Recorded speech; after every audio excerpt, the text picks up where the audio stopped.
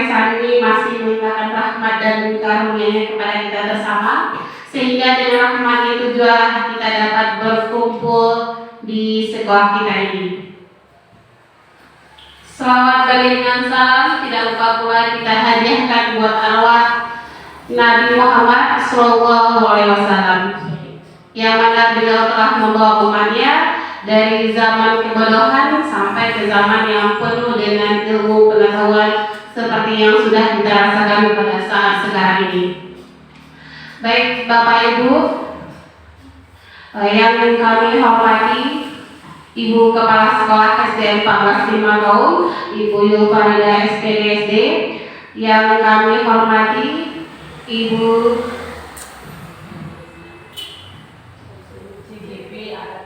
CGP Angkatan 8, Bu Shelfia Marnel SPD, dan seterusnya yang saya hormati Ibu-Ibu Majelis Guru SDN 14 Limagaung.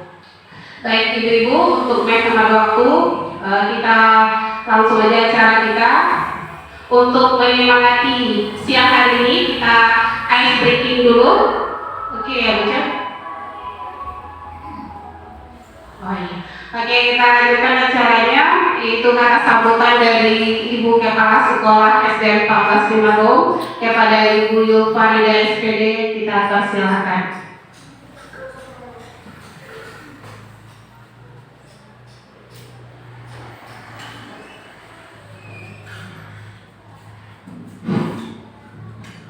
Assalamualaikum warahmatullahi wabarakatuh. Selamat siang Ibu-Ibu. Masih semangat? Alhamdulillah. Hari ini kita berkumpul kembali di ruangan kita ini guna untuk mendengarkan paparan dari salah seorang guru kita, yaitu Ibu Shelfia Marnel, namanya diseminasi CGP.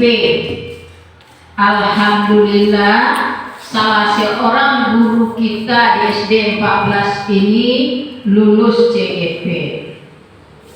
Bapak dan Ibu yang kami hormati, sebagai kata penghormatan kami tumpahkan saja kepada yang terdahulu mengingat waktu, dan kepada Ibu Shelfia Marnel kami ucapkan terima kasih karena telah berusaha semampu mereka sedih beliau untuk menjadikan atau acara ini hadir hari ini.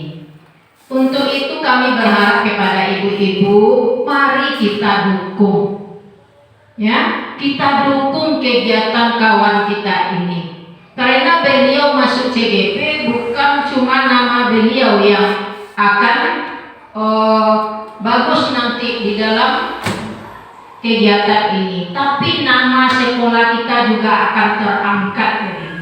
Jadi kita cukup bangga dengan teman kita, walaupun dalam keadaan apapun dia tetap berusaha untuk menampilkan yang terbaik bagi kita. Jadi ibu-ibu dan bapak, mari sama-sama kita simak apa yang akan disampaikan oleh Ibu Shelfia Marnel hari ini, kemudian apa yang telah diciptakannya itu kita praktekkan juga di kelas kita. Jadi kita menyimak, memahami dan melaksanakannya. Jadi kepada Ibu Shelfia, kalau beliau perlu bantuan, dukungan dari kita, mari sama-sama kita bantu. Seperti hari ini, beliau sudah menyiapkan PowerPoint-nya untuk tampil, ya. Tapi kita masih juga ada kegiatan ini itu. Kasihan kita kepada ibu. Dia sejak kemarin sudah mempersiapkan bahkan sampai malam hari demi terlaksananya kegiatan diseminasi ini. Jadi Bapak dan Ibu, pada kegiatan ini latar belakang yang akan disampaikan kegiatan ini adalah pendidikan karakter dan budi pekerti yang harus kita terapkan pada anak didik kita sejak dini, karena kita adalah pendidikan dasar. Jadi tanggung jawab pembentukan karakter dan budi pekerti itu di tangan kita guru SD. Karena pada anak usia ini, fondasi awal anak tumbuh dan berkembang menjadi insan yang berakhlak dan mempunyai kecerdasan bukan hanya akademik saja, melainkan juga kecerdasan emosinya. Salah satu bentuk penanaman pendidikan karakter adalah dengan menerapkan budaya 5S. Senyum, apa itu Bu? 5S, senyum, salam, sapa, sopan, santun. Jadi mulai dari senyum Bu. Baru waktu Ibu di sekolah senyum terhadap warga sekolah. Kemudian salam sudah kita laksanakan. Kemudian sapa. Nah, sapa itu tegur, mana itu itu sapa. Kemudian terakhir sopan dan santun. Jadi kita datang ke sekolah itu anak ada salam jawab awak cuek saja. Kan itu. Nah, itu pendidikan yang pertama. Kemudian lagi biasakan juga TTM. Tolong, terima kasih, maaf. Nah, jadi pendidikan ini kita berikan kepada anak kalau dia butuh bantuan pakai kata tolong. Kalau sudah selesai, biasakan dia mengucapkan terima kasih. Kemudian kalau dia melakukan kesalahan, biasakan dia minta maaf. Awak pun juga boleh minta maaf Bu, karena ketek, ya, ndak anak ketek, ndak anak yang di bawah-bawahnya yang harus minta maaf. Awak pun juga harus sering-sering minta maaf kalau ada kesalahan. Nah, jadi ibu-ibu mungkin sebagai sepatah kata dari kami, mungkin itu. Sesudah ini mari kita simak penjelasan dari Ibu Selvia Marmel. Kemudian kita terapkan sehari-hari di kelas kita. Sehingga dengan adanya CDP berbagi praktik baik dengan kita, semua kelas berubah ke arah yang lebih menyenangkan bagi anak belajar dalam kelas dan juga menyenangkan bagi kita. Dan tujuan yang ingin kita capai tersampaikan dengan cara yang enak. Itu saja Ibu dan Bapak. Selanjutnya mari kita dengarkan paparan dari Ibu Selvia Marmel. Kami sudahi dengan Assalamualaikum warahmatullahi wabarakatuh.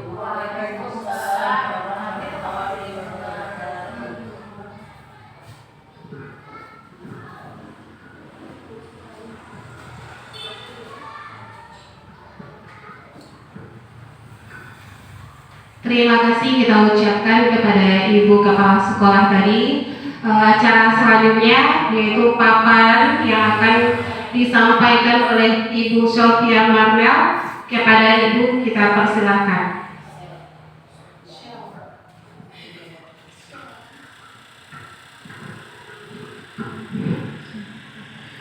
Assalamualaikum warahmatullahi wabarakatuh.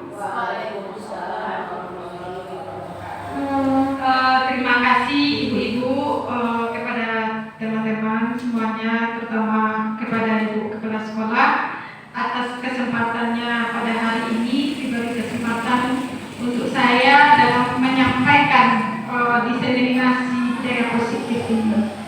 Dan saya ucapkan berterima kasih kepada teman-teman semuanya yang telah mendukung program-program dalam program pendidikan guru penggerak yang saat ini saya jalani.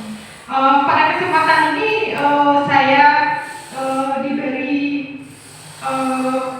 tugas untuk menyampaikan budaya positif mengenai yang telah saya pelajari.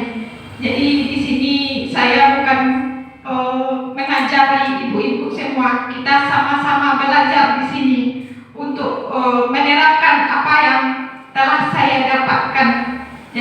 berbagi di sini kepada ibu-ibu. Semoga apa yang kita jalani di tugas kita kesehariannya dapat kita laksanakan dengan sebaiknya, sesuai dengan tujuan kita dalam mendidik anak bangsa.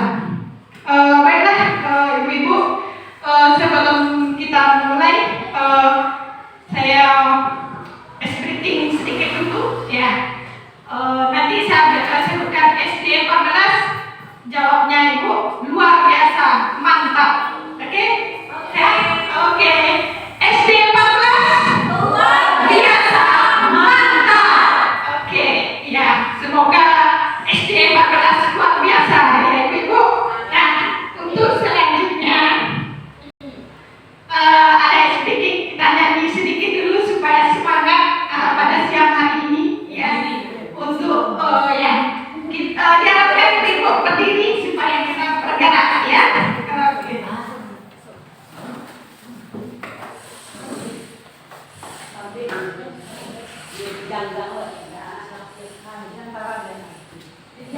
Kita nyanyi tangan ke atas judulnya ibu-ibu. Sama-sama kita nyanyi. Kita aja dulu ya.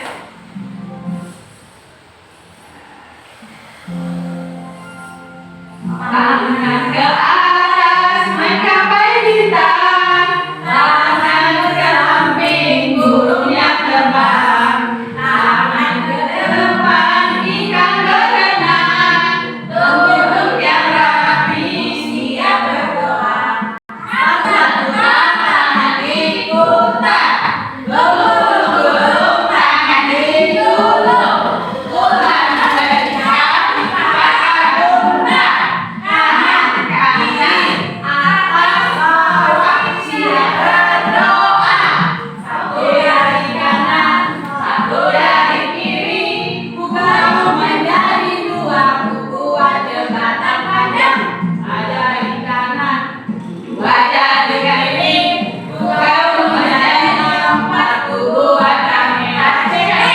Ada di kanan, tiga dari kiri, bukan menjadi enam, buat menara tinggi. Ada di kanan, ada di kiri, bukan menjadi empat, buat terteliti. Ada di kanan, ada di kiri, bukan menjadi 10, siap berdoa. Terima kasih ibu, semangat hari ini. Oke, kita lanjut. Boleh ibu, silakan duduk kembali.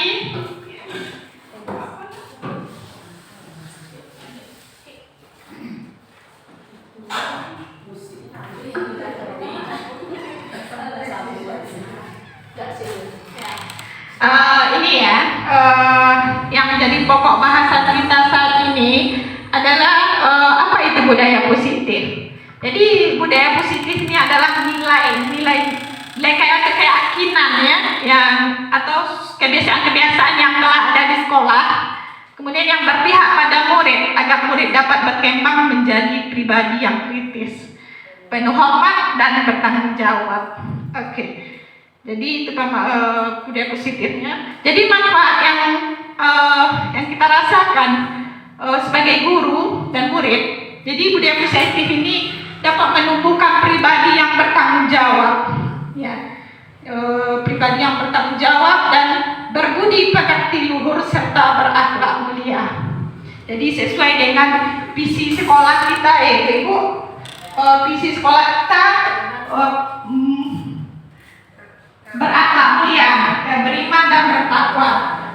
Kemudian manfaatnya menumbuhkan motivasi dalam diri anak, ya secara intrinsipnya dalam diri anak. Kemudian membangun hubungan kerjasama antara murid, guru dan orang tua. Jadi kita dalam membangun budaya positif ini, ibu, tidak bisa hanya kita yang saja yang melaksanakannya. Jadi kita harus membangun hubungan kerjasama. Jadi untuk budaya positif ini mungkin kalau di sekolah kita mencontohkan sebagai guru ya ibu. Jadi dimulai dari kita. Kemudian manfaatnya adalah membangun hubungan warga sekolah. Jadi hubungan yang baik ini sangat diperlukan dalam membangun budaya positif ini. Kemudian Ibu menciptakan rasa senang, aman dan nyaman di sekolah. Jadi kalau anak-anak kita sudah merasa nyaman, senang, dia akan termotivasi untuk datang ke sekolah. Jadi mungkin motivasi anak kita tidak merasa takut. Kadang anak-anak ini merasa takut ya Ibu, malas ke sekolah. Oh takut Bu sekolah, nanti tugasnya banyak gitu. Jadi ada rasa ketakutan bagi anak. Jadi dengan budaya positif ini diharapkan nanti anak kita ada timbul kesadarannya bahwa ini sekolah ini perlu untuk dia. Oke, kita lanjut Ibu. Jadi yang menjadi pokok bahasanya di sini yang telah saya pelajari dalam EMS guru penggerak ada namanya peer control dan disiplin positif. Kemudian dari motivasi hukuman dan penghargaan, restitusi nanti kita jabarkan satu-satu. Kemudian keyakinan kelas, kebutuhan dasar manusia, kemudian posisi kontrol dan segitiga restitusi. Ibu, apa itu disiplin positif? Ya, dalam budaya kita, makna kata disiplin ini dimaknai sesuatu yang dilakukan seseorang kepada orang lain, ya, untuk mendapatkan kepatuhan. Kita cenderung menghubungkan kata disiplin ini dengan ketidaknyamanan. Jadi Bapak pendidikan kita menyatakan di sini, di mana ada kepekaan, di situ harus ada disiplin yang kuat.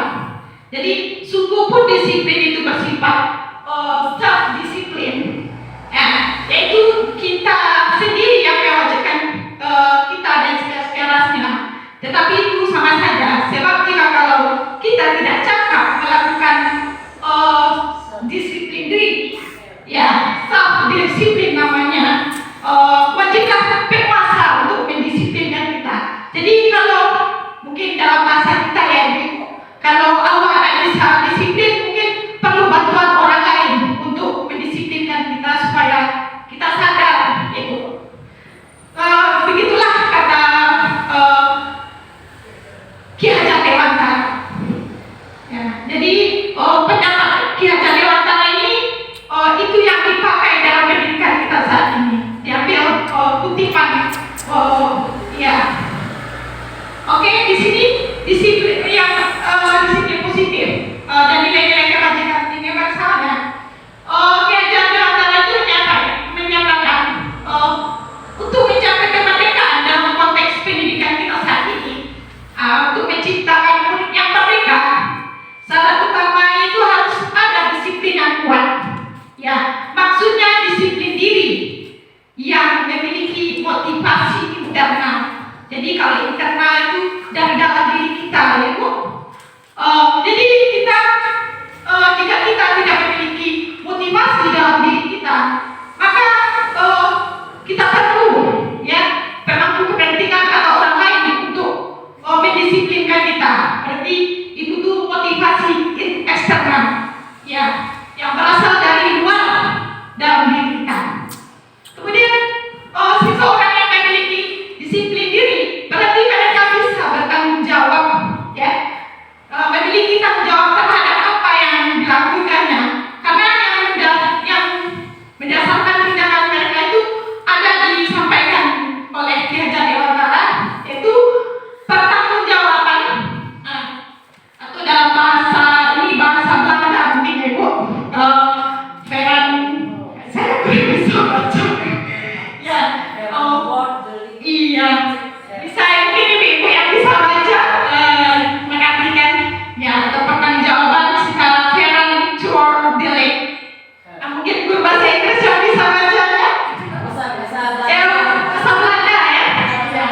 Oke, jadi di sini kata Ki Hajar Dewantara, pertanggungjawaban itu adalah selalu menjadi sisiannya atau hak atau kewajiban seseorang dari seseorang yang pegang kekuasaan tapi pimpinan dalam umumnya.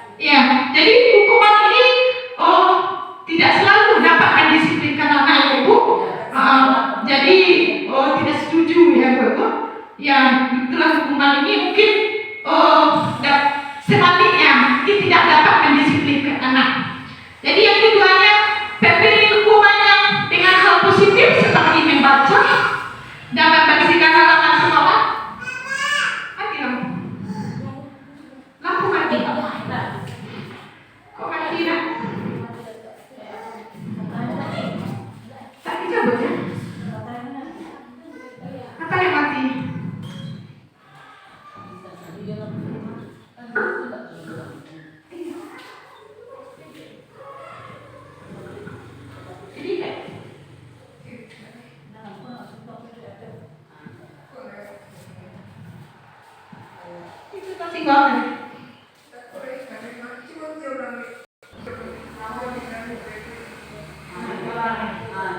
Iya. Jadi ada tadi yang keduanya Ibu, pemberian hukuman dengan hal positif seperti membaca atau membersihkan halaman sekolah dapat meningkatkan disiplin anak. Gimana Ibu? Setuju nggak? Setuju? Setuju ya? Jadi ini adalah hal positif ya, bentuk hal positif atau disiplin budaya positif juga ya Ibu. Memberi penghargaan dapat meningkatkan motivasi belajar anak. Kira-kira setuju nggak Bu? Setuju atau tidak? Setuju. Jadi memberi penghargaan di sini dapat meningkatkan motivasi anak. Jadi Ibu, untuk selanjutnya kita lihat di sini paradigma, sebuah paradigma ya Ibu, kegiatan kepalan tangan. Ya. Jadi di sini ada si A dan si B. Mungkin bisa kita apa Ibu? Kita cobakan ya. Jadi si A, si B ini adalah saya dengan teman, mungkin Ibu dengan teman Ibu bisa lebih. Jadi sobekkan secara kertas, tuliskan sesuatu mungkin salah satunya. Jadi nanti salah seorangnya yang pegang. Jadi yang satu lagi berusaha untuk merebut. Jadi kan ada usaha. Bagaimana kita ingin tahu ya Bu terhadap apa yang dipertahankan tadi oleh yang secara kertas tadi yang dipegang oleh teman kita tadi. Mencoba sekuat tenaga ya dengan berbagai cara untuk meminta Anda bahasa caranya supaya kita bisa melihat kertas tadi ya. Mungkin dengan cara membujuk, mengancam, atau menghardik. Mungkin ada rasa apa? Rasa gitu, pengen gimana lah caranya ini ya. Ya, apa saja yang agar dapat membuka kepala tangan Anda? Apa yang akan terjadi? Kalau anak ayo dengan usaha tadi ya, apa yang akan terjadi? Mungkin si yang tadi kan pertahankan supaya apa yang sudah ada di tangannya tetap jangan supaya lepas gitu kayak Ibu. Nah, begitu perubahan paradigma.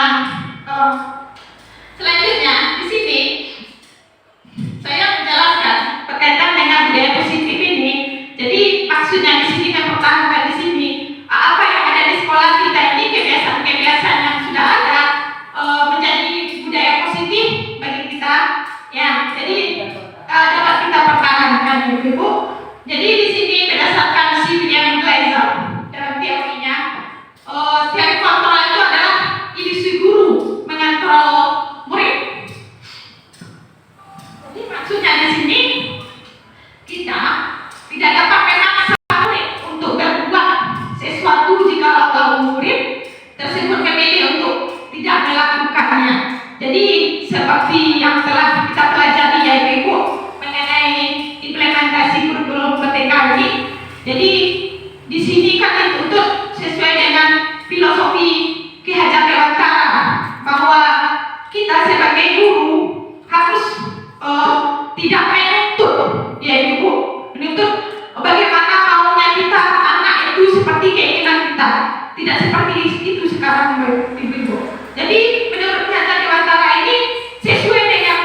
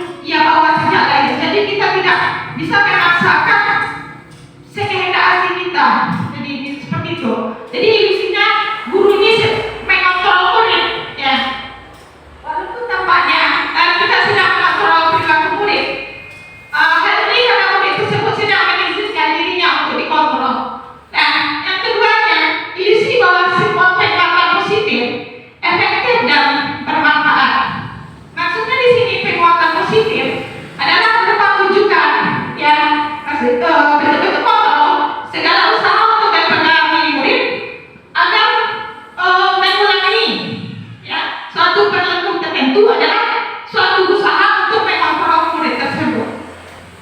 Jadi yang ketiga di sini kontrol si yang tadi, ilusi bahwa kritik dan membuat orang merasa bersalah dapat menguatkan karakter. Jadi membuat merasa bersalah, kadang kita sebagai guru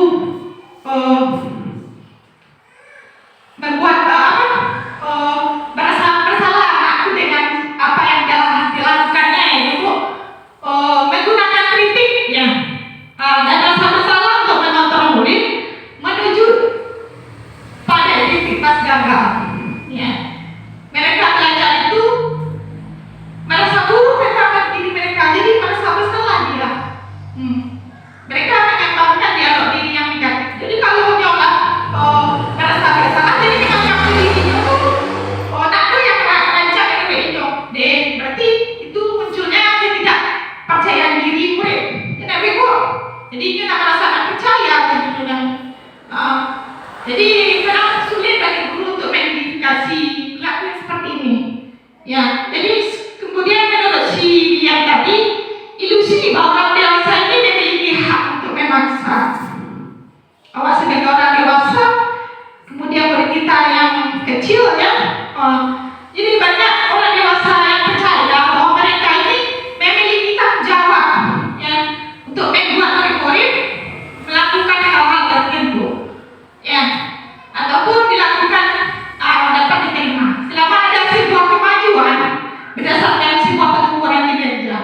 Ya, pada saat itu pula orang dewasa akan menyadari bahwa perilaku memaksa tidak akan efektif. Jadi memaksa pun efektif dari itu. Ya, sepertinya siang ini adalah hari yang sangat melelahkan ya Ibu, karena ini jam-jamnya waktu istirahat kita. Mengantuk Ibu, kita nyanyi sedikit Ibu. Iya, kita nyanyi sedikit sedikit. Ya, sedikit nyanyi apa kita beri ya? Ya, Ibu kelas 1 yang bintang nyanyi. Oke, nyanyi kita baby. Oke, kita nyanyi jadi sedikit kita nyanyi. Sebelum kita lanjut ya baby. Baby bisa kita pandu nyanyinya? Oke, baby, yuk kita nyanyi kita baby.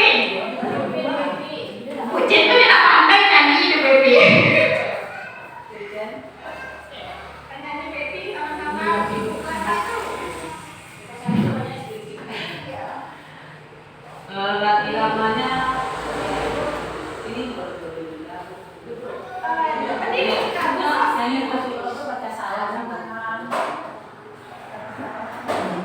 nyanyi langsung.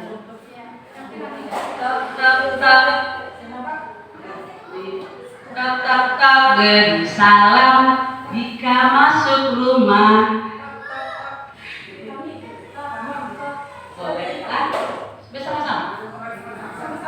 Kan tok kan di rumah ini.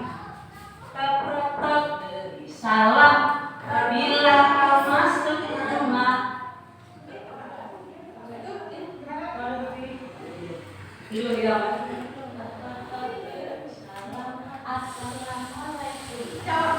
Sama-sama kita.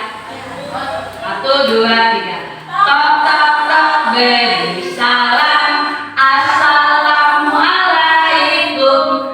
Jika kau masuk rumah, tuntunan Rasulullah. Hai anak hebat, jangan kau suka marah, karena marah itu tidak disayang Allah. Hai anak hebat, jangan kau suka jahat, karena jahat itu tidak disayang Allah. Oke, terima kasih Bu Evi. Nah, jadi itu tadi sedikit obat kantuk kita ya Bu Evi. Ya, jadi di sini kita bisa membandingkan dengan perbandingan Ibu mengenai teori kontrol. Nah, jadi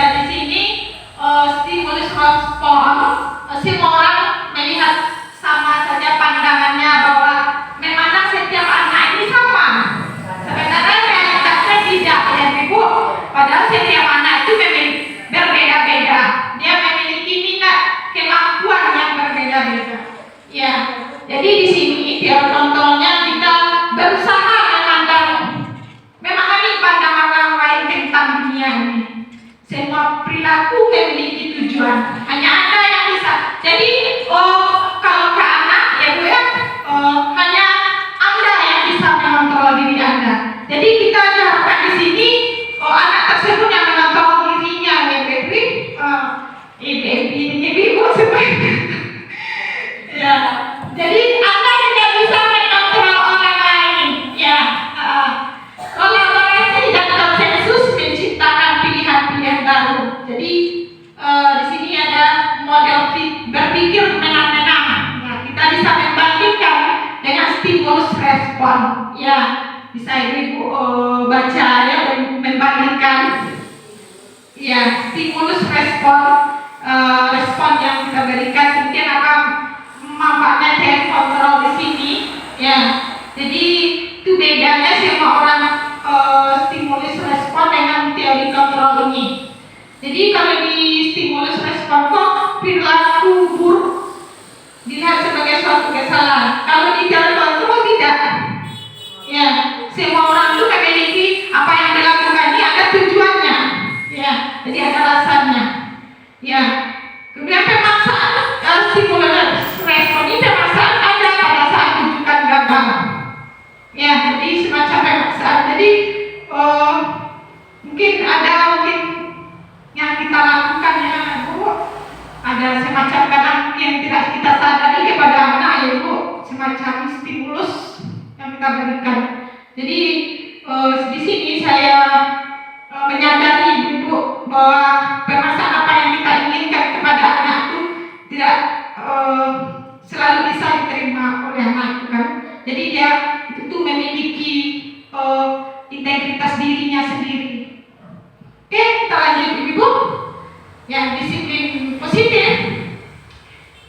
Ya, tadi ini dari Pak Ki Hajar Dewantara ya, bahwa di mana ada kemerdekaan, ya, tadi sudah disampaikan tadi berdasarkan teori Pak Ki Hajar Dewantara ini, bahwa kita harus ada disiplin yang kuat. Ya, Ki Hajar Dewantara ini menyatakan bahwa mencapai kemerdekaan dalam konteks pendidikan kita saat ini, ya, untuk menciptakan murid yang merdeka sesuai dengan kurikulum kita saat ini ya Ibu, implementasi kurikulum merdeka. Salah utamanya harus ada disiplin yang kuat. Ya, disiplin yang masuk ini adalah disiplin diri yang memiliki motivasi internal. Jadi kita berusaha menemukan dari anak itu sendiri. Nah, ini menurut si Gosen, dia Gosen, ya, disiplin itu bisa bertanggung jawab terhadap apa yang dilakukannya. Karena mereka mendasarkan tindakan mereka pada nilai-nilai kebajikan universal. Ya, disiplin merupakan bentuk kontrol diri untuk mencapai tujuan.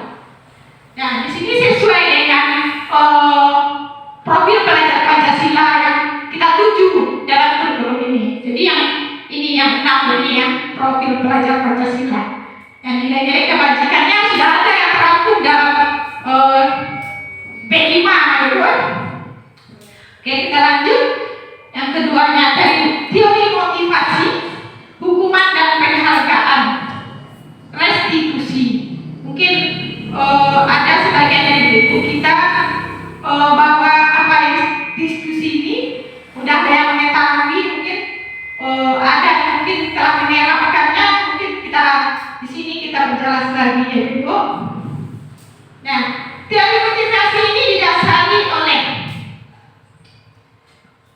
satu, mungkin ketidaknyamanan karena hukuman tadi ya Bu, munculnya dari luar diri, ekstrinsik. Ya, apa yang akan terjadi apabila saya tidak melakukannya? Jadi kan saya kenapa pikir takut gitu kan, ketidaknyamanan. Ya, yang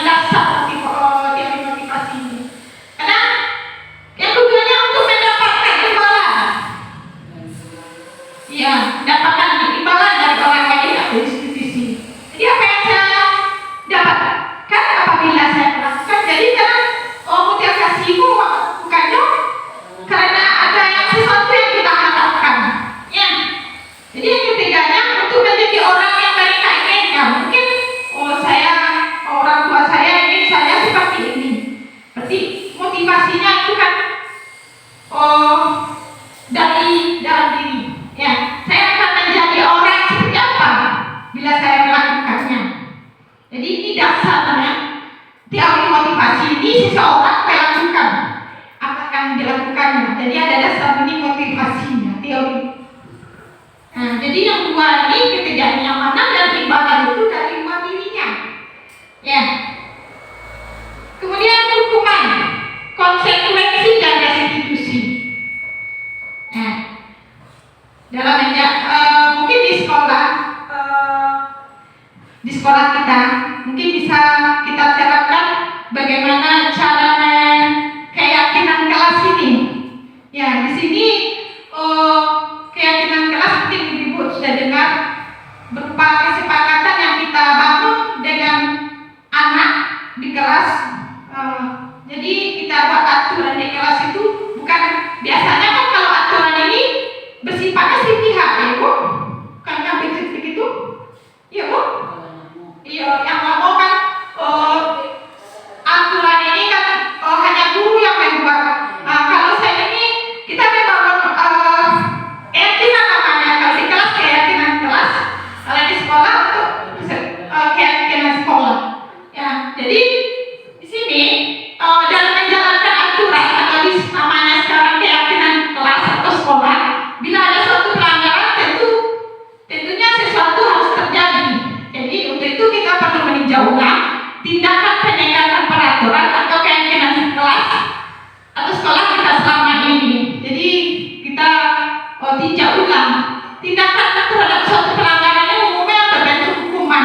Ya, jadi selama ini aturannya itu guru yang buat, kemudian dikasih hukuman. Jadi kan hanya kita, tidak ada melibatkan anak, ya Bu. Jadi di sini itu tuh semacam disiplin positif keyakinan kelas tuh. Ya, jadi di sini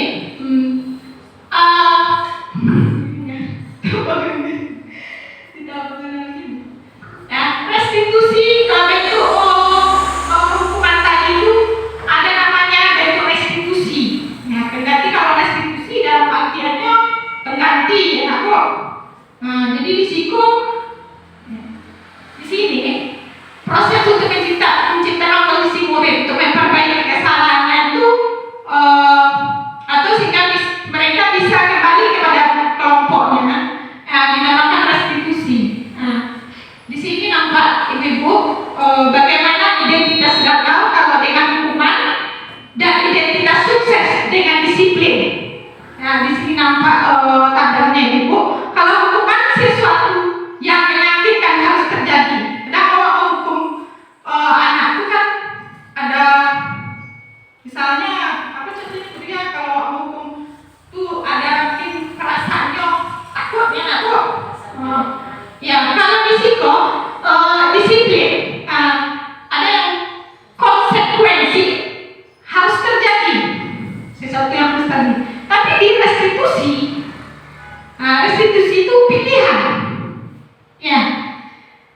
Tadi kalau di hukuman tidak nyaman untuk murid dalam waktu yang panjang. Ya.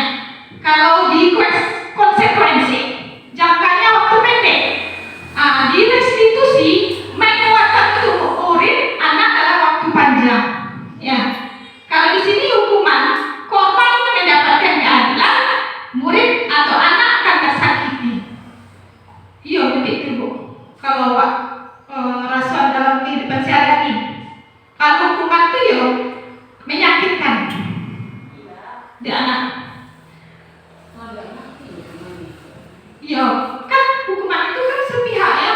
Kita aja yang aturan itu kan kita jadikan yang lebih. Iya, ada kadang merasa dihukum anak tuh kesal ya, marah dia. Ya. Jadi di sini ada restitusi namanya Ibu.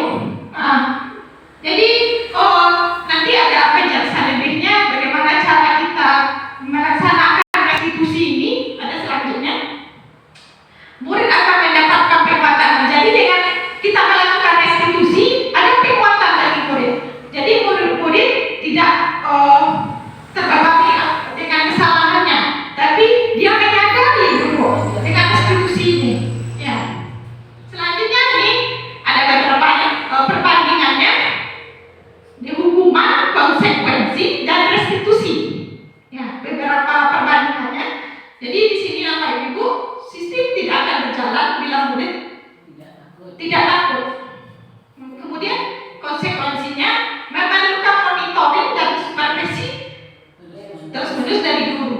Jadi terus menerus. Kalau dia restitusi, murid belajar bertanggung jawab untuk berlakunya. Jadi ini menyadari apa yang dilakukan ini salah. Gitu. Ya, kalau di hukuman berlaku hanya pada sebuah institusi, tidak berlanjut pada kehidupan yang nyata. Jadi kalau hukuman ini sebatas nih, mungkin di sini tidak diulanginya, tapi di lingkungan mungkin di keluarga, di masyarakat dia ulangi perilaku yang salah tadi. Itu jadi hukumannya dulu. Jadi konsekuensi apa peraturannya? Mampukah kamu melakukannya? Terima kasih. Seperti itu. Kemudian dalam restitusi, apa yang kamu yakini? Katanya untuk penerapannya itu, apa yang bisa kamu lakukan untuk memperbaiki masalah ini? Jadi kita diberi apa? Solusi, bukan memutus masalahnya selesai begitu saja. Jadi kita berikan solusi kepada anak ini dengan apa yang kesalahannya dia buat. Jadi restitusi ini seperti itu. Ayah, kita bukan ya, anak itu yang menyadari kesalahannya. Jadi kita beri pilihan bagaimana untuk memperbaiki kesalahannya tadi. Jadi di sini perannya restitusi Ibu. Ya, mungkin bisa dibaca Ibu kita. Kalau ada mungkin yang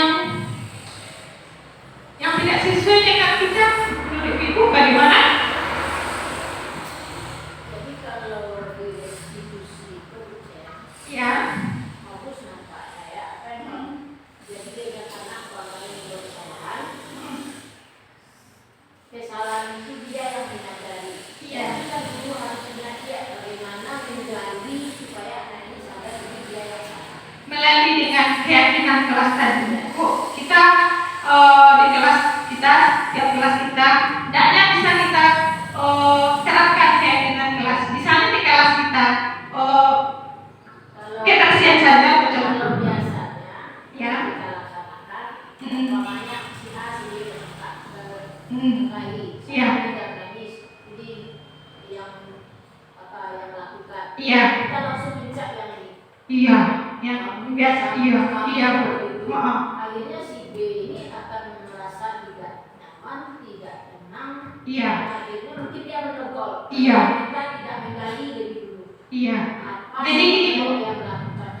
Ya, saya juga mencobakan di kelas, keyakinan kelas ini di tahun ajaran pun sudah saya cobakan membuat keyakinan kelas. Pertama, saya membuat keyakinan kelas mengenai kebersihan. Kalau itu kan menghargai orang lain. Tadi anak ini membuat keributan di kelas tadi, Bu.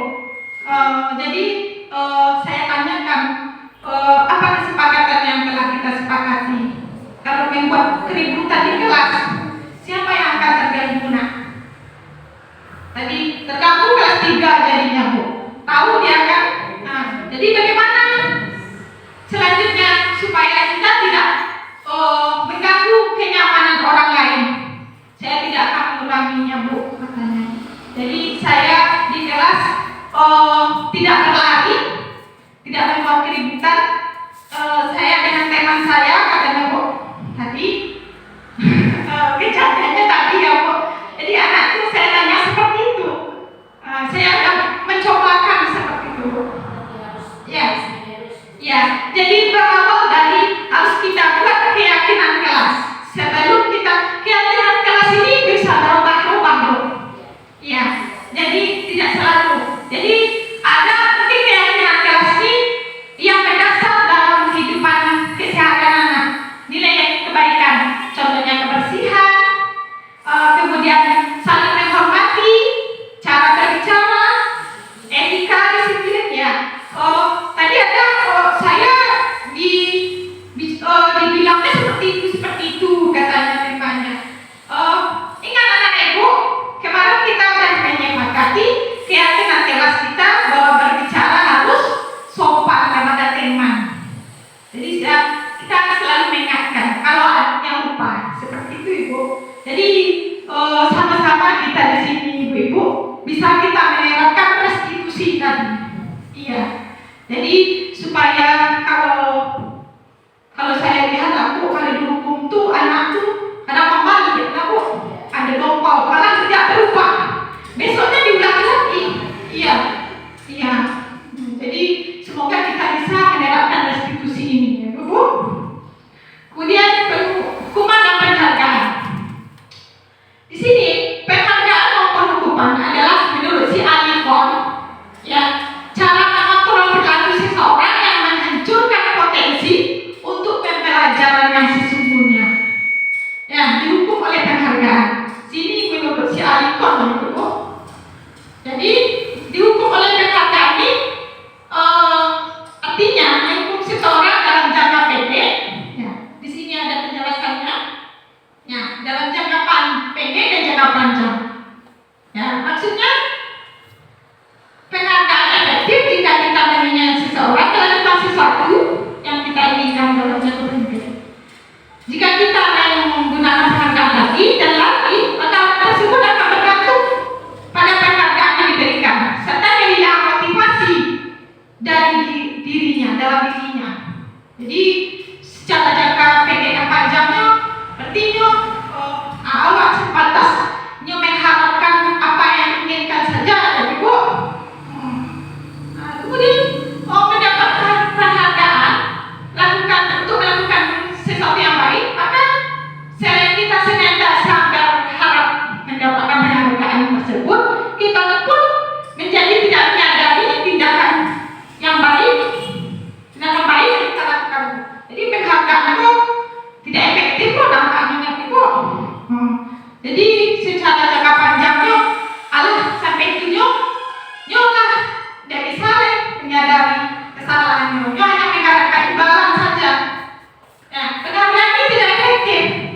Ya, maksudnya di sini suatu tindakan peristiwa yang diinginkan. Ya, hanya jika akan melakukan hal ini maka akan mendapatkan penghargaan ini. Dia mengharap sesuatu itu ya sebatas itu saja.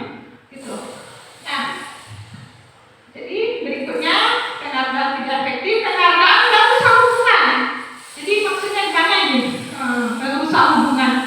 Jadi ketika seorang diberi penghargaan atau dipuji di depan orang banyak, maka yang lain akan merasa iri. Ya, Ibu merasa jadi kawannya iri tadi.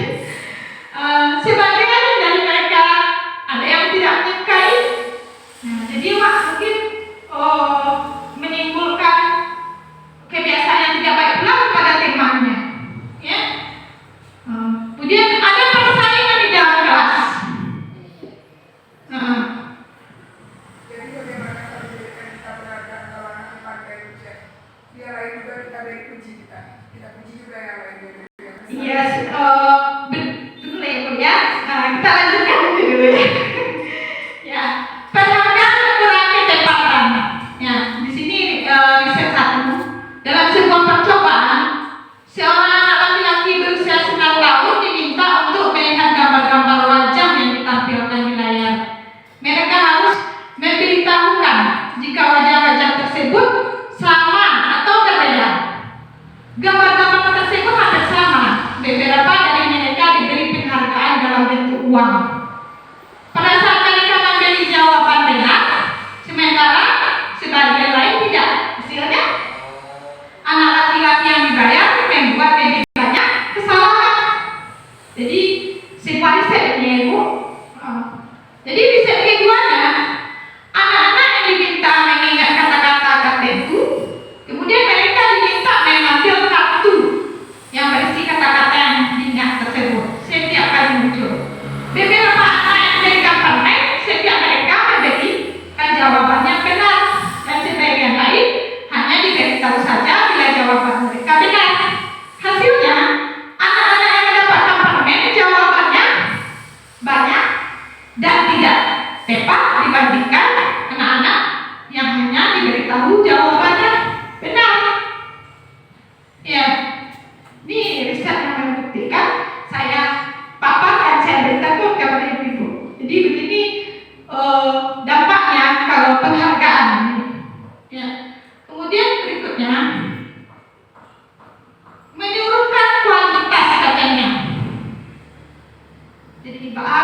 penghargaan dulu. Iya.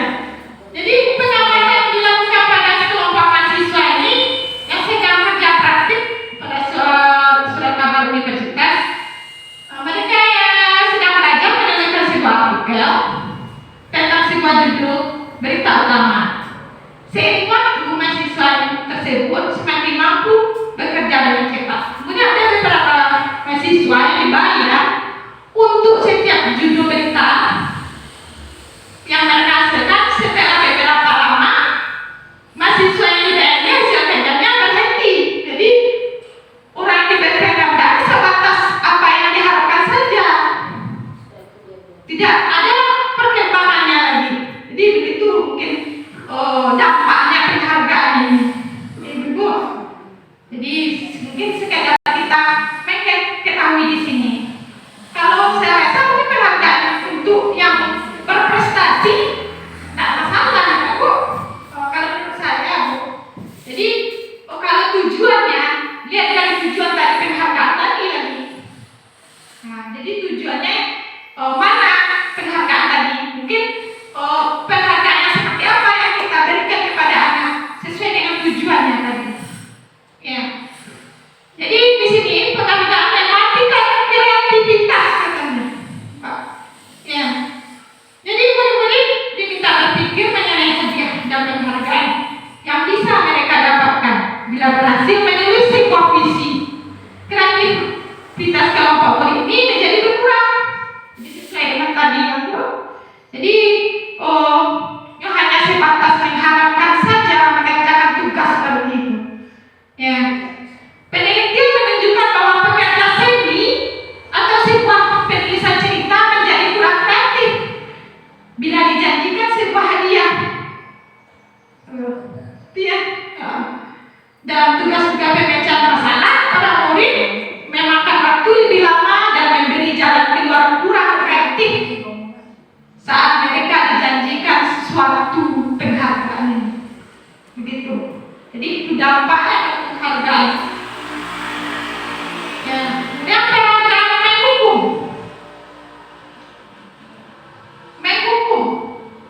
Nah, tidak dapat. Mereka yang tidak mendapatkan penghargaan, misalnya sistem ranking. Mereka yang mendapatkan ranking kedua akan merasa paling dihukum. Ya, memberi penghargaan dan hukuman adalah hal yang sama karena keduanya mencoba mengendalikan perilaku seseorang. Karena pada dasarnya tidak suka dikendalikan dalam jangka waktu lama. Penghargaan akan terlihat sebagai hukuman. Jadi jika suatu penghargaan diharapkan, namun Anda tidak mendapatkannya, Anda akan merasa dihukum. Ya, itu ya, merasa penghargaan hukum di sini. Ya, jadi di sini ada lagi motivasi dalam diri.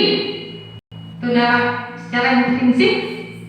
Ya, tadi yang kita sampaikan tadi, saat seorang anak belajar untuk pertama kali menggabungkan huruf-huruf dan kata-kata serta menyadari bahwa ia dapat membaca, timbul pijak di matanya, sebuah senyuman di wajahnya. Anak tersebut begitu gembira bahwa ia telah mempelajari dan menguasai suatu keterampilan baru. Kesadaran akan kemampuannya bahwa dia sudah dapat membaca sungguhnya sudah merupakan suatu penghargaan. Berarti kalau Anda bisa baca buku pasti ada semangat, bangga ya, kepuasan ya, sebagai guru membuat anak itu sudah bisa membaca adalah sebuah penghargaan bagi kita. Itu motivasi kita untuk bisa mengembangkan kembali. Kalau menurut saya itu motivasinya. Ya. Jadi di sini penghargaan kepada anak pada saat dia merasa bangga dengan pencapaiannya sendiri, maka kita akan mengambil kegembiraan yang saat itu sedang dirasakan secara alamiah. Jadi pembelajaran itu yang dalam kurikulum Merdeka ini yang saya tangkap itu pembelajaran itu yang bahagia. Kalau anaklah bahagia, aman, nyaman, senang, pastinya rasa apa tadi yang negatif tadi berakhir hilang,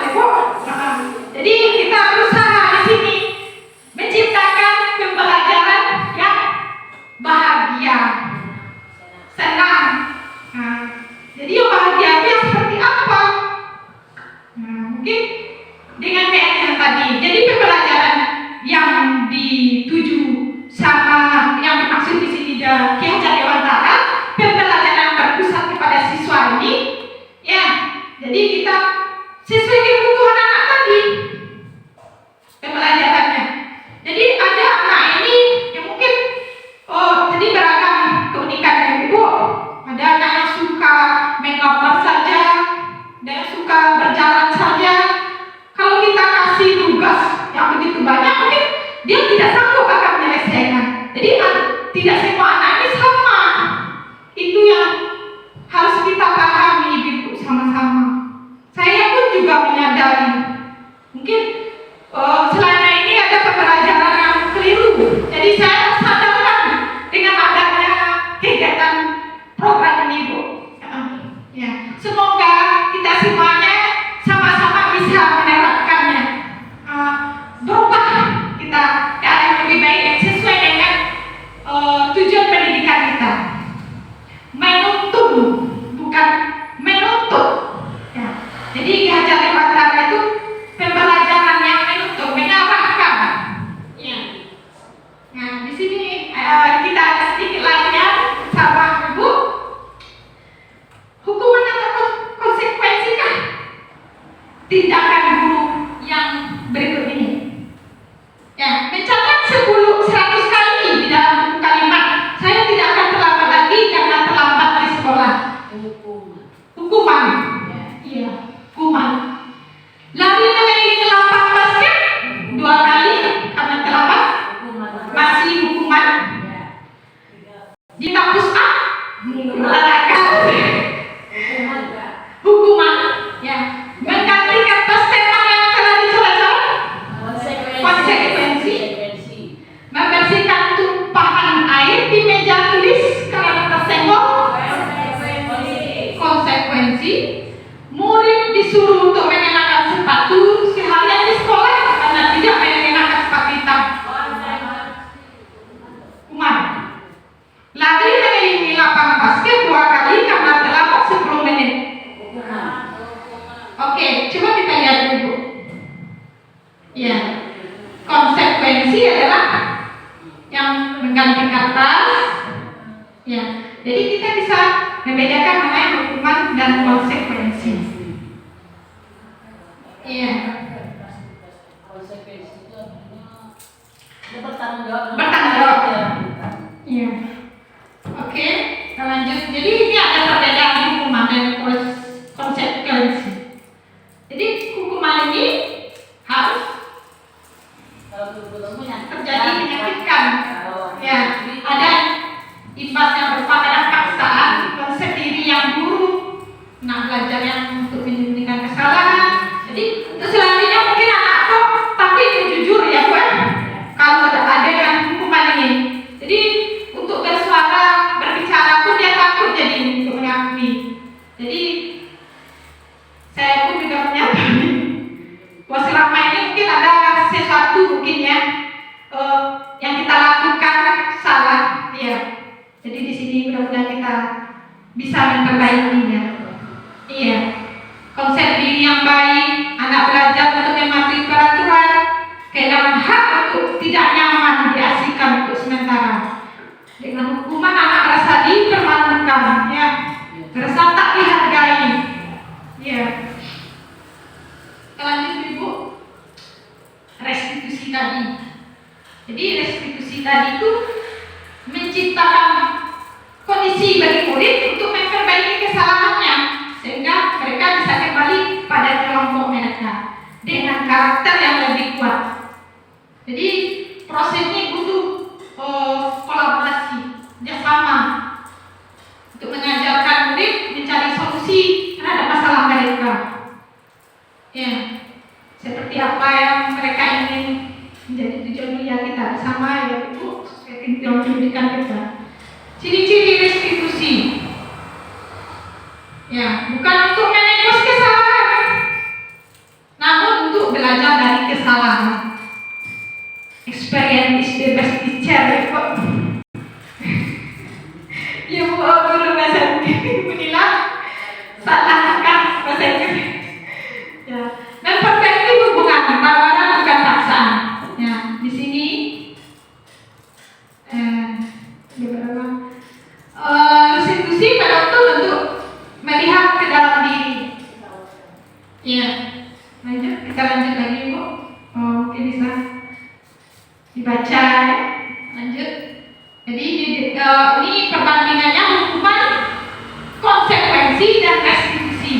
perbandingannya.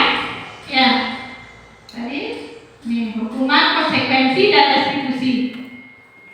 Nah, keyakinan kelas ini Ibu, mudah-mudahan kita bisa keyakinan kelas ini menerapkan di kelas kita.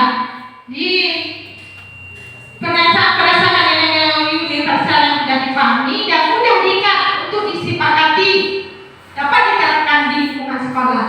Jadi kesepakatan itu mungkin di kelas itu jangan terlalu banyak, nah Bu. Jadi yang mudah diingat, yang sesuai dengan keseharian anak-anak kita. Ya, untuk terbentuknya budaya positif pertama-tama perlu diciptakan, disepakati keyakinan-keyakinan atau prinsip-prinsip dasar bersama di antara para warga kelas. Di sini pembentukan keyakinan kelas bersifatnya abstrak daripada peraturan. Kalau abstrak berarti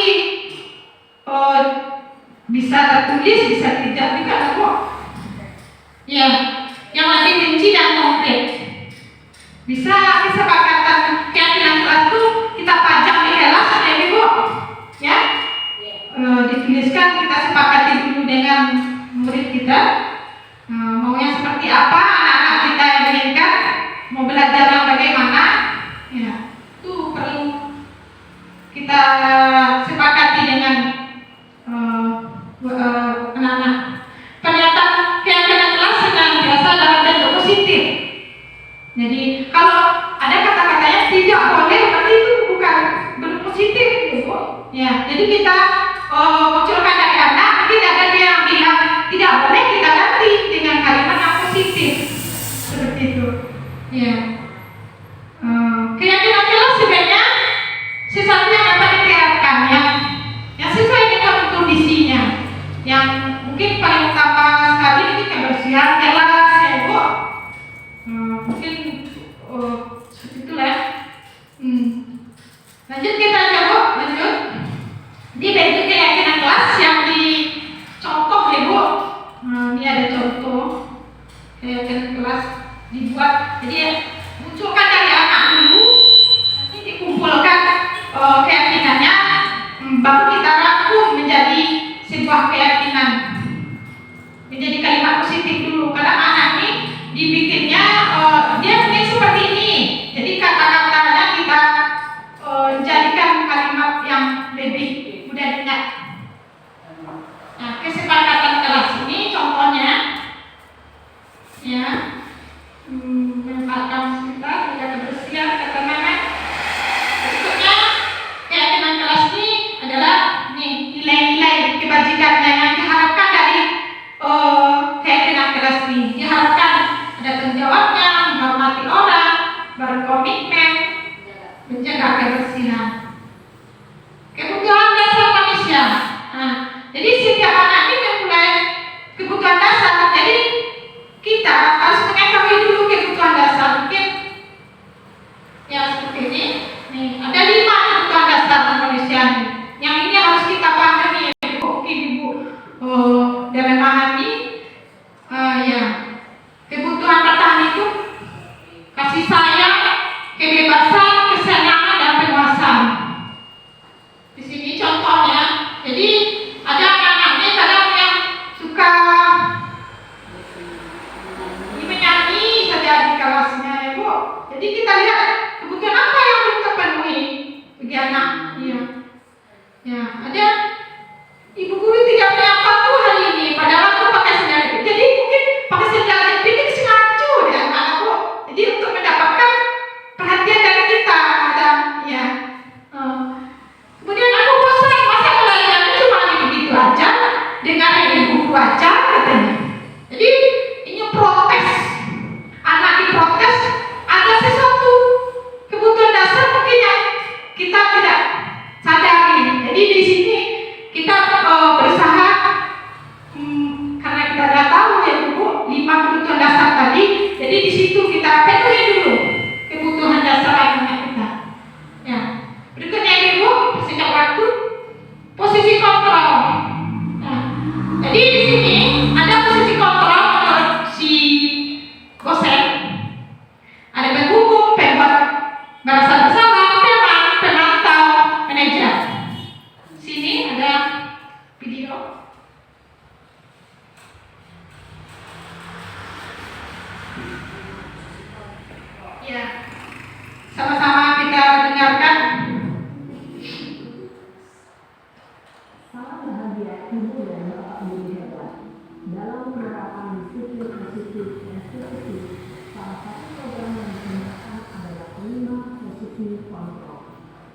Minimal posisi kontrol dalam institusi adalah proses perjalanan pendidik agar dapat mengenai dirinya. Pada video kali ini, kita akan membahas tentang minimal posisi kontrol yang digunakan oleh gaya dosen dan kelompok penerapannya.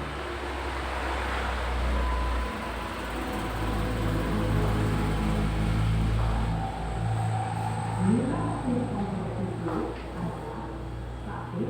Posisi mendukung. 2. Posisi membuat bahasa bersama. 3. Posisi tenang.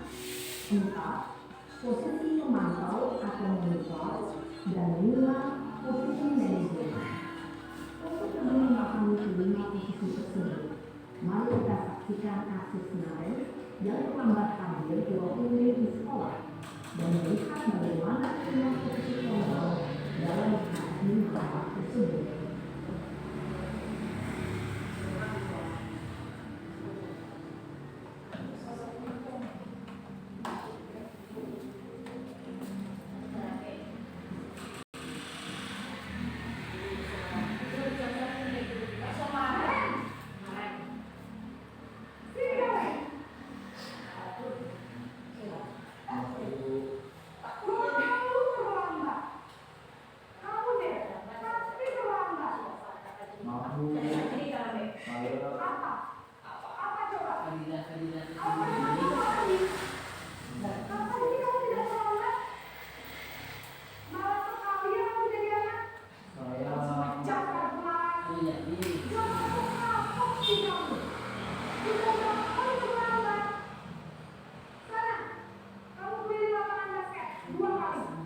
Kenapa saya harus pilih lapangan basket, Bu? Kenapa? Kamu malah ibu. Berani-beraninya jawab. Sudah terlambat, masih berani jawabnya. Sekarang, keliling lapangan basket. Dia kamu. Apa? Pergi sana ke lapangan basket. Posisi penghukum biasanya berbicara dengan nada tinggi, menghardik, menunjuk-nunjuk, menyakiti, dan menyindir. Hukuman bisa berupa fisik maupun psikis. Ibu dan bapak guru hebat. Dampak yang terjadi pada murid ketika adalah murid-murid bapak guru panggilan.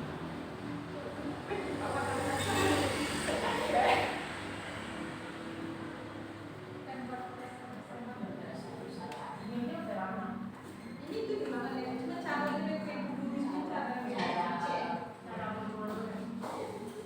ngasal kan.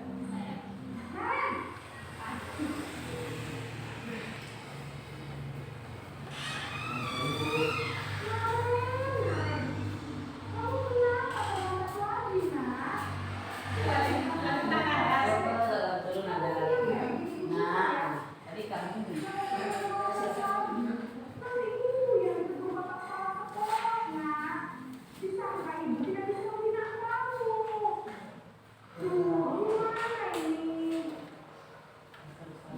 Maaf, Bu.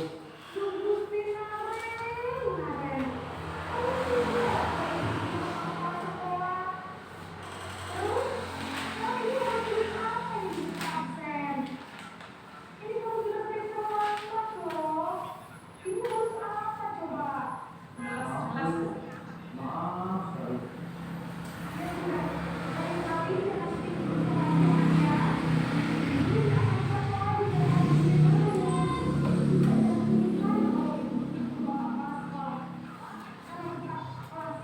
Maaf ya, Bu. Maaf, sorry.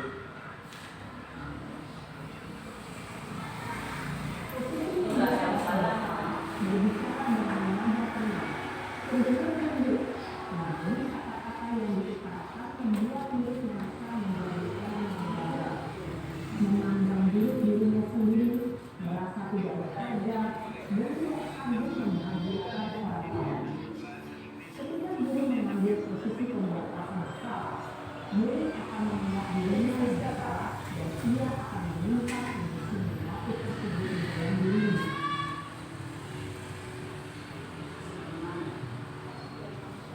Emang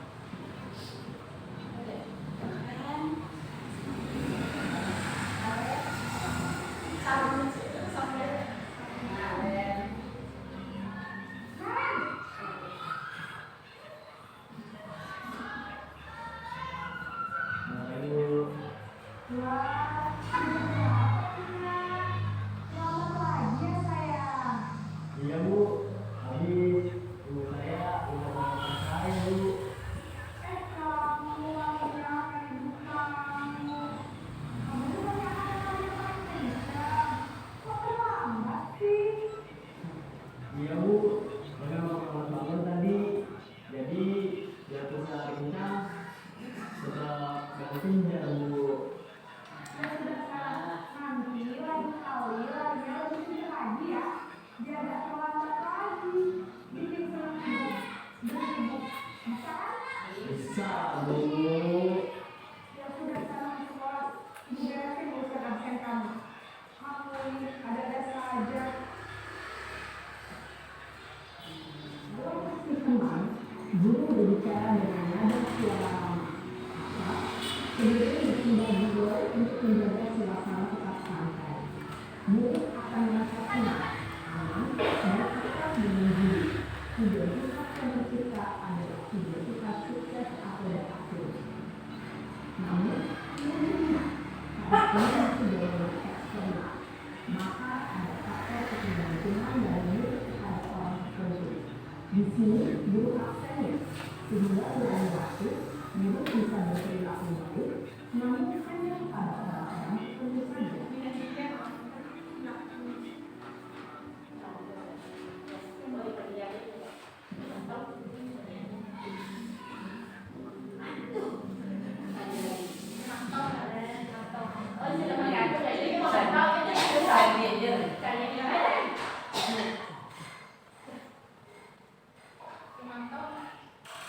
Ibu. Naren, apa peraturan sekolah kita tentang jam berapa kita harus masuk sekolah? Oh, jadi Iya betul, sekarang sudah jam 7.20. Naren sudah tahu konsekuensinya dan lambatannya. paham Bu. Saya harus tinggal kelas pas jam istirahat selama 20 menit. Iya benar, konsekuensinya demikian. Jadi nanti jam 9.30, kamu istirahat, kamu harus tinggal di kelas, kerjakan tugas tambahan untuk ketertinggalan kamu, ya? Baik Bu. Posisi pemantau menandakan hitungan atau data untuk mengontrol murid. Guru mengarahkan murid berdasarkan peraturan dan konsekuensi. Orang pemantau menunjukkan bahasa tubuh dan ekspresi wajah yang nyata dan cenderung formal.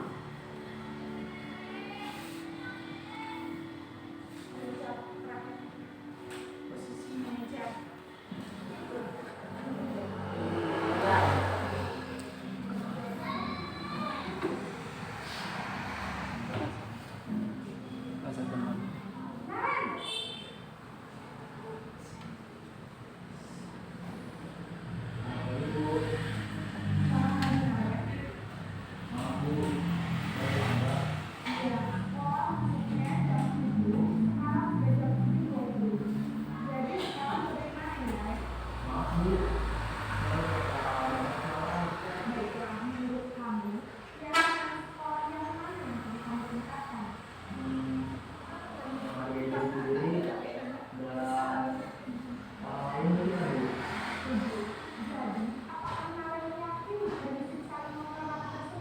Iya Bu, saya meyakininya. Bersedia Bu. Bagaimana kamu akan perbaiki masalah keterlambatan ini? Saya akan coba berpindah di ruang awal saya Bu. Baik, kalau kamu mau peralatan di rumah, ada orang yang lebih sabar dan santai. Ada Bu, mana saya? Saya Mak. Ada lagi selain KM.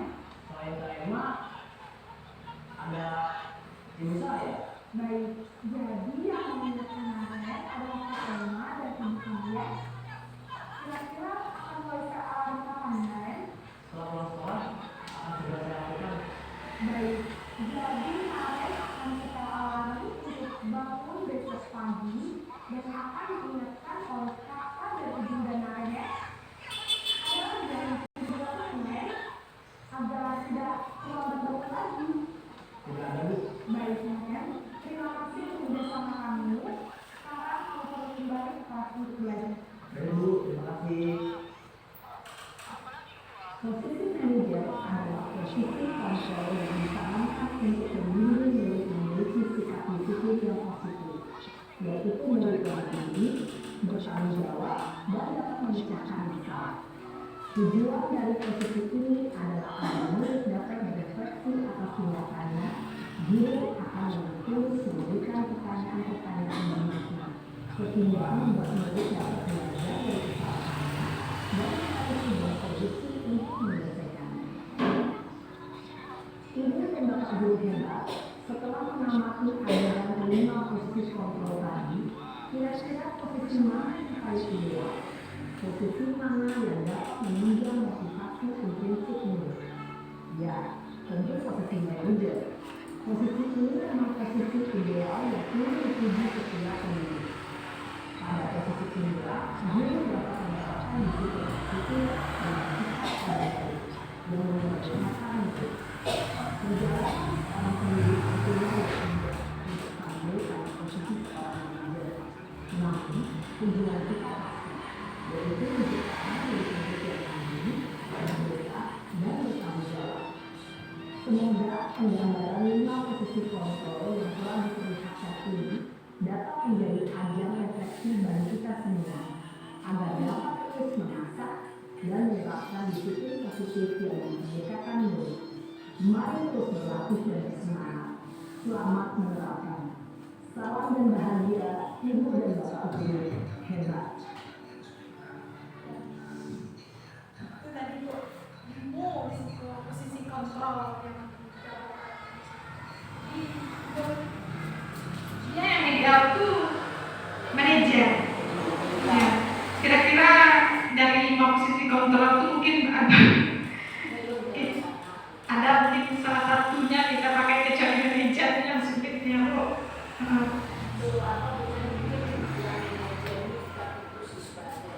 Iya. Iya, bisa diterapkan untuk orang tua ya Bu. Ya, jadi di sini 5 posisi kontrol yang diharapkan untuk kita itu yang manajer. Ya, kita lihat yang manajer Bu di sini. Ya, berbuat dimana guru berbuat sesuatu, posisinya guru di sini mempersilahkan murid menemukan solusi untuk masalahnya sendiri. Jadi seorang manajernya harus ada keterampilan posisi teman maupun pemantauannya barangkali tadi yang kelima manajer. Nah, demikian bisa jadi di waktu-waktu tertentu kembali kepada posisi kedua tersebut bila diperlukan. Posisi kedua tadi pendukung atau posisi pendukung yang kedua tadi yang kedua membuat rasa bersalahnya. Ya, di sini. Namun bila kita mengingat murid-murid kita menjadi manusia yang merdeka, mandiri dan bertanggung jawab, maka kita perlu mengacu pada restitusi. Nah, yang dapat menjadikan kita seorang manajer bagi dirinya sendiri, di mana manajer murid diajak untuk menganalisis kebutuhan dirinya maupun kebutuhan orang lain. Di sini penekanan bukan pada kemampuan membuat konsekuensi, namun dapat berkolaborasi dengan murid bagaimana memperbaiki kesalahan yang ada. Ya, jadi manajer, ya, nah, ini cara perkataan seorang manajer. Ya, apa yang kita yakini? Nah, kemarin tadi kalau di kelas mungkin kita buat keyakinan kelas, jadi kita dasarkan pada keyakinan kelas yang disepakati tadi. Ya, seperti ini. Tugas manajer bukan untuk mengatur perilaku seseorang. Kita membimbing murid untuk dapat mengatur dirinya. Nah, seorang manajer bukannya memisahkan murid dari kelompoknya, tapi mengembalikan murid tersebut ke kelompoknya yang lebih baik. Jadi maksudnya di sini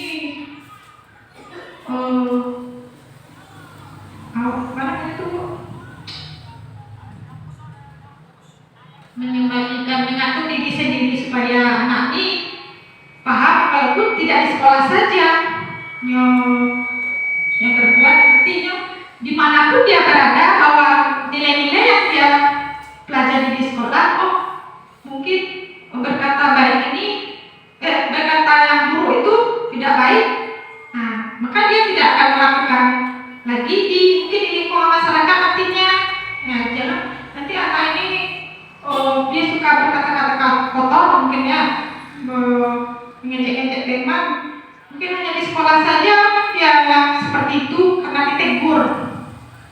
tapi di luar berbuat lagi. Jadi yang kita harapkan anak ini bisa dia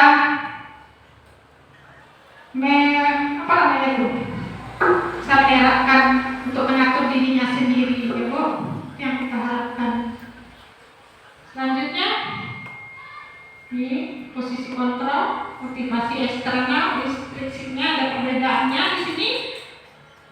Kalau di bekas gagal, kontrol negatifnya, kemudian identitas sukses, di sini kontrol positifnya, ya, kontrol diri sebagai pengajar, guru berbuat, guru berkata, hasilnya, di sini hasilnya kalau di sukses menguatkan watak karakter, menyesuaikan bila diawasi, ketergantungan, kalau sebagai temanya Bu. Ya. Jadi kalau pembuat merasa bersalah ini sering anak menyangkal, oh tak dulu, ya, ngelak, masuk berilah, kalau ke hukumnya mendendam jadinya kan, ya, menyesuaikan. Kalau penontonnya berbuatnya apabila diawasi saja, ya. Jadi di sini kita bentuknya sebagai posisi manajer. Semoga kita bisa menerapkannya, ya Ibu. Ya, di sini ada lagi motivasi intrinsiknya. Nah, dengan dunia berkualitas. Kaitannya dengan dunia berkualitas. Maksudnya dunia berkualitas ini dunia yang bahagia, yang seseorang inginkan, yang seperti apa. Jadi di sini boleh meletakkan dirinya sebagai individu yang positif dalam dunia berkualitas. Jadi ada satu lagi dunia berkualitas ini, mungkin panjang di materinya di banyak. Nah, terakhir nih segitiga restitusi. Nih kemarin saya kolaborasi dengan Bu Nila, Bu, mencobakan restitusi yang Nila. Nah, kita buat video, Bu, bagaimana cara memecah masalah dengan menggunakan segitiga restitusi ini. Mungkin belum ada di share link. Ya, ini saya kolaborasi dengan Bu Nila kemarin, Bu, dibantu Bu Nila. Jadi segitiga restitusi ini, yang pertamanya kita menstabilkan identitas dulu, kemudian validasi tindakan yang salah, kemudian menanyakan keyakinan yang seperti tadi. Kalau menstabil identitas, jadi kalau anak yang ada yang berbuat kesalahan itu, ini guru berkata, tidak memojokkan anak kita dulu, Ibu.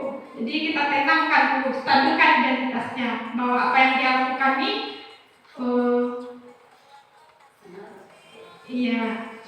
semua orang melakukan kesalahan.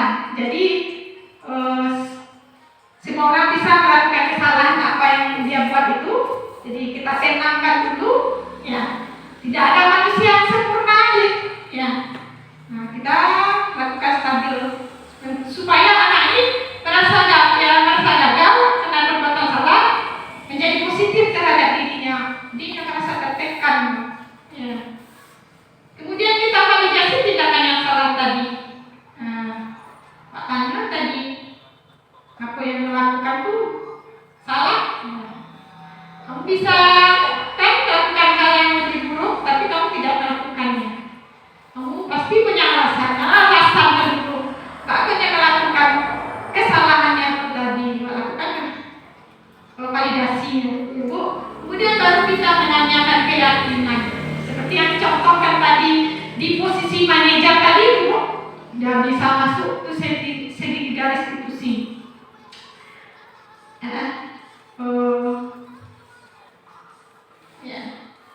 Itu kira-kira segitiga restitusi ini Ibu bisa paham? Ya, oke. Semoga kita dengan berbagi setiap hari, berbagi pengalaman, saling mengingatkan. Semoga kita bisa melaksanakannya dengan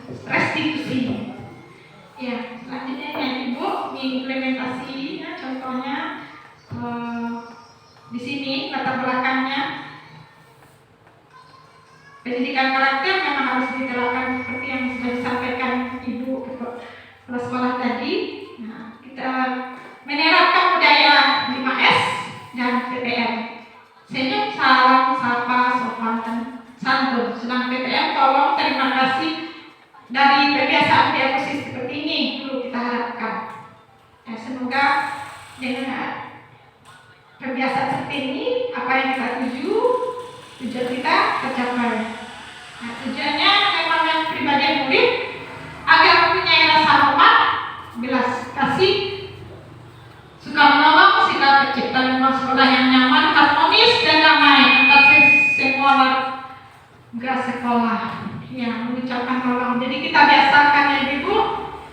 Nah, sesuai tujuannya, kita singkat saja. Ukurnya lingkungan sekolah kita. Kemudian sikap, munculnya sikap menghormati, menghargai, ya, sikap saling peduli, membantu antar sesama, menghormati bapak dan ibu guru serta orang yang lebih tua. Nah, membuat kesepakatan kelas untuk dipasang di dinding kelas dan ditaati. Semoga kita bisa melaksanakannya Ibu. Murid mengimplementasikan nilai kelima tadi. Ya, itu yang diharapkan dari penjabaran tadi. Kemudian murid terlibat aktif dalam kegiatan sekolah dan sadar mengamalkan nilai-nilai kelima tadi. Kemudian di masanya tadi menusukan ini kepada Ibu ke sekolah. Kemudian mensosialisasikan program ini, sama-sama kita sosialisasikan, melakukan kolaborasi, ya, ini namanya sudah semacam kolaborasi ya Ibu kita, ya, bersama Kementerian Jawa melakukan bimbingan terhadap yang 5S tadi dan TTN tadi. Seluruh warga sekolah melaksanakan 5S, lakukan evaluasi dan refleksi. Oke, dukungan dibutuhkan murid, kepala sekolah, guru dan Kemhan sejawat dan wali murid. Jadi semuanya kita berperan ya Ibu. Ya, ini dokumentasinya salah satu ini contoh. Ya, bersalaman.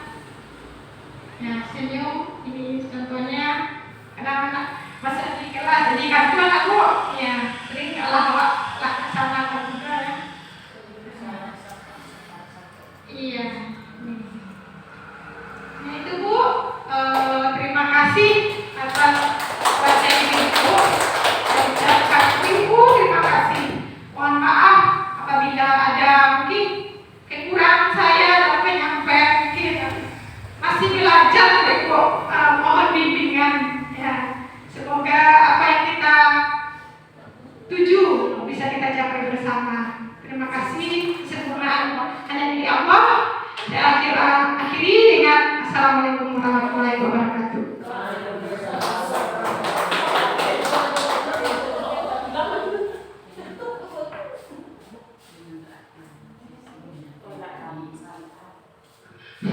Terima kasih kita ucapkan kepada Bu Sylvia Manel. Baik Ibu, kita kasih tepuk tangan yang meriah untuk Bu Sylvia Manel. Nah, mudah-mudahan dengan pemaparan dari Bu Jen tadi bisa kita aplikasikan dalam proses belajar mengajar dan mendidik anak bangsa. Saya sebagai pembawa acara mohon maaf atas salah dan khilaf. Assalamualaikum warahmatullahi wabarakatuh. Boleh pulang.